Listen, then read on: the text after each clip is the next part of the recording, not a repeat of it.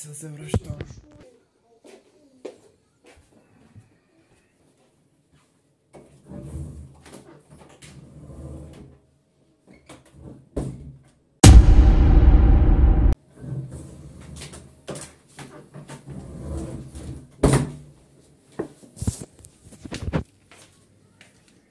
Така, здравейте хора, аз съм Даниил.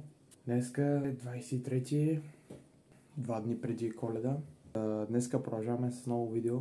Да се извиня от себе си, че вчера нямаше видео, т.е. аз го снимам сега на 23-ти и че имам пред за 22-ри, петъка, нямаше видео. Имахме подготвени едни записи с Кирчо, обаче стана една малка грешка и без да искам ги изтрих и в крайна сметка нямахме материал за видео. Така че трябваше да пропуснем тогава.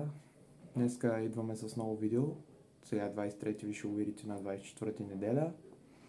И днеска ще бъде пак едно влогче, където ще показвам какво се случва днеска. И като цяло ще бъде това. Така, отвънка сме малко. Тук реших малко да изляза за малко, че ме изпратиха до магазина. До един от магазините, които са до мене. Просто не ми се ходиш чак до Еко, зато дойдох до по-близкия. Както виждате, тук минаваме през... Тук сме до женския затвор, не знам нещо ремонтират ли го и друго. Тук има някакво училище, където нямам идея как му беше името. Но да, тук сега малко ще се приведе, просто реших да покажа малко кадри. Да, малко планиничка. Така хора, след кратка пауза се върнахме. Тук сега съм у Рости, ако го помните от миналия влог. И сега пак ще се виждаме с него, събираме вътре, ще правим някакви глупости. Ще се видим след малко. Чакайте се, видим. Яшко! Че кой лаже? Красавец. Хайде навътре. Кой е това миньон вътре? Пускай! Ко правиш, бе? Кой си ти, бе? Малък. Не трябва ли си при дядо Коледа, бе? Ко правиш тук, бе? Да, джуджетски. Ейо!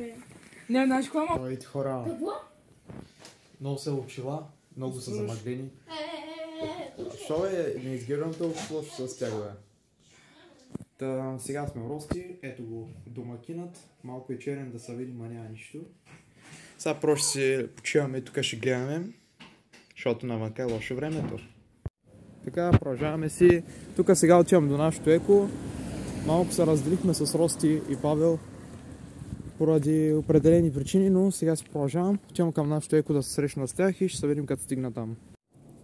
Така хора, върнах се. Малък река по това, което изтървахме. Последно отивах към Данито и Рости на Екото. Така стана, че се срещнахме там. Имаше други момчета, с които играхме матч на Република и просто се заиграхме до късно и докато се прибера.